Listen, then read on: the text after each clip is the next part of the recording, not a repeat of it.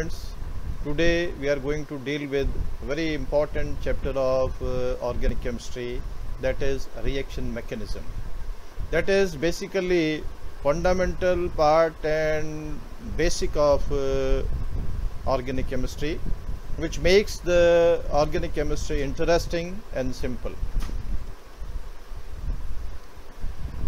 Today's lecture will cover understanding organic reactions, writing equation for organic reactions, type of arrows used in organic reactions, mechanism of the reactions, bond breaking and bond formation, factors which influence a reaction, and finally energy requirements of organic reactions. Now basically in organic reactions what happens? First of all, reactant react with the reagent to give product. Organic compound, they have covalent bond in them. So during the reaction, the bond that is already present in organic compound, which is also termed as substrate, that is cleaved and a new bond is formed, which results in the formation of product.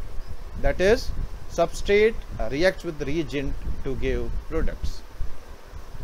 Now how do we write a chemical reaction? We write reactants on left hand side, and then we put a arrow, and finally products on right hand side. In some of the reactions, reactants are written in this way, and sometimes we write a reactant, one of the reactant at the top of the arrow, which is as shown here. Normally the solvent that is used in organic reaction is not represented in most of the reactions. The symbol H nu represents that reaction is carried out in presence of ultraviolet light, and this symbol delta, this represents that reaction is carried out at high temperature. In some of the reactions, reaction may take place in more than one step, either in 2 or 3 steps. Then we put number 1 and 2 like this in this reaction. Here, for example, this is acetone molecule that is first treated with the Grignard reagent, that is CH3 MgBr, and then finally the product obtained is hydrolyzed to give this type of tertiary alcohol. Now one means reaction is first carried out with CH3 MgBr, and secondly then it is carried out with water, that is product is hydrolyzed. The reactions are not carried out simultaneously. Now various type of arrows are used in organic reactions, which are shown in this slide. This is first type of arrow, reaction arrow, which represent how reactant are converted into product. This is put between reactant and product.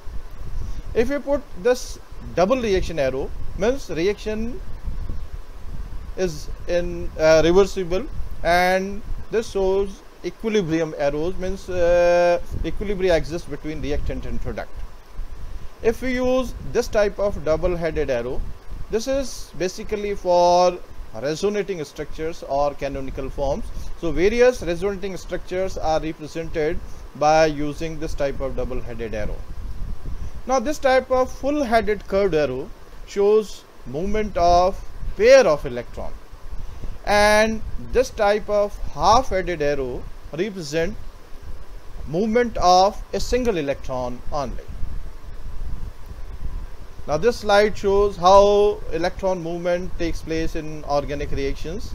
Here pi bond is moved to adjacent bond. Here the movement of pi bond to adjacent atom takes place. Here this pi bond, that is pi electrons, are shifted from this position to this particular atom Y. And lastly here in third case, the movement of electron takes place from atom to adjacent bond position. The lone pair of electron which was originally there at Y, it shifts between shifts to this particular bond. Now we come to next part, that is organic reaction mechanism. Now basically what happens in reactions of organic compound, when reactant are converted into product, this is not a single step process, means reactants are not directly converted into product. First of all, they are converted into intermediate species, which may be either one or more than one, and finally the intermediate so obtained is converted into product.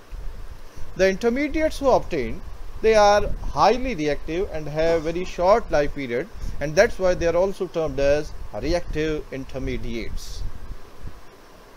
Basically, reaction mechanism is a detailed description of how reaction takes place. That is, how the bonds are cleaved, how the new bonds are formed, how different steps takes place, what are the energy factors involved, and how the reactant is transferred into product, and what are the rate of these reactions. Some of the reactions may take place in single step only. Here bond formation and bond breaking takes place simultaneously, and that's why they are termed as concerted reactions. But most of the reactions are stepwise reaction, where reactants are first converted into reactive intermediate and then they are converted into product. Now we come to next point, that is bond cleavage and bond formation. As I have already told, whenever a chemical reaction takes place, the reactant are converted into product, and in this process the existing bond in a reactant molecule is cleaved, and that results in the formation of product. Now the cleavage of bond in organic molecule may take place in two different ways. First is homolytic bond fission. In this type of bond fission, both the fragments or atoms are separated with one of the bonding electrons, and this generally takes place when electronegativity of participating atoms is almost same. Now these products A and B so formed, which has one electron each, they are termed as free radicals. These free radicals are electrically neutral, they have one unpaired electron, and they are extremely reactive. Now these reactions, which takes place through the formation of free radicals, they are very rapid in nature, and this type of fission generally takes place in vapor phase. Now the second type of bond fission that takes place in organic molecule is heterolytic fission.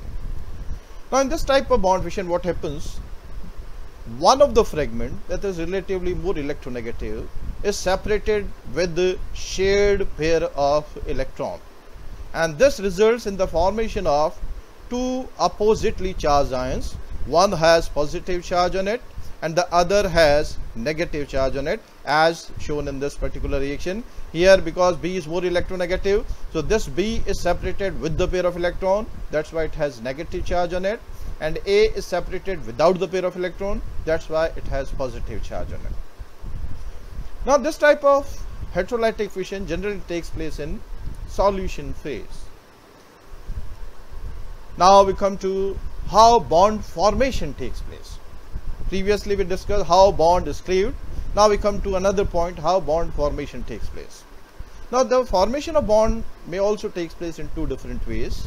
In first possibility, two radicals each donate one electron to form a two electron bond. Say for example, in this case A has one electron, B also has one electron on each.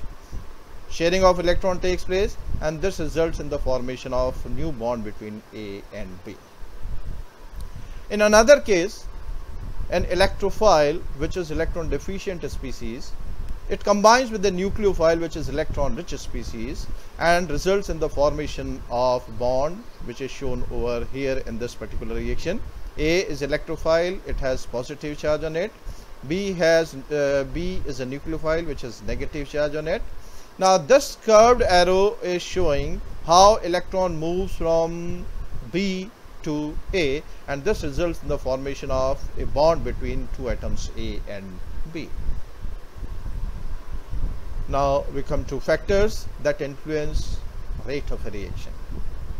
The first one is inductive effect. Now whenever a covalent bond is present between two different atoms means they have different value of electronegativity. Electronegativity means the tendency to attract the shared pair of electron towards itself. So when atom are different. Naturally, electronegativity will be different.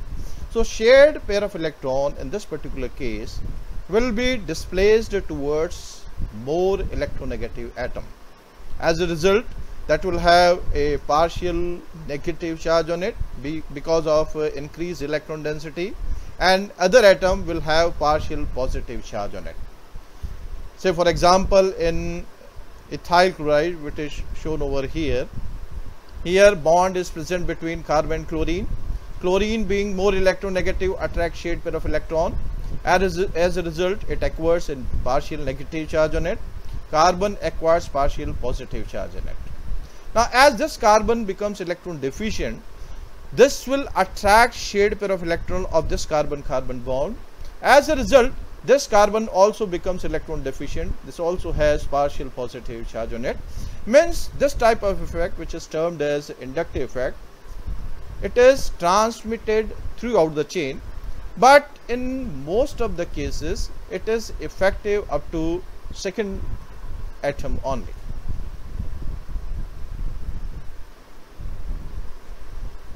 Now this inductive effect is classified into two categories. It may be plus I effect, it may be minus I effect. For this purpose, we consider carbon hydrogen bond as a standard one, and zero effect is assumed in this case. Suppose the atom or group of atom that is attached to carbon, it is less electron attracting as compared to hydrogen, or we can say which releases electron towards carbon atom, then this type of atom or group of atom will show plus I effect. The atoms or group of atoms showing plus I effect are CH3 group, CH2R group, CHR2 group, CR3 group, etc. But if the atom or group of atom that is attached to carbon is more electron attracting as compared to hydrogen, or we can say which draws electron away from the carbon, then it shows minus I effect. Now the group which shows minus I effect are shown over here: halogens, NH2 group, nitro group, CN, OH, SH, C6H5, CHO, and so on. Now this type of inductive effect, as I have already told, is transmitted throughout the chain, but it is insignificant beyond the second bond. Now we come to second factor, that is mesomeric effect or resonance effect.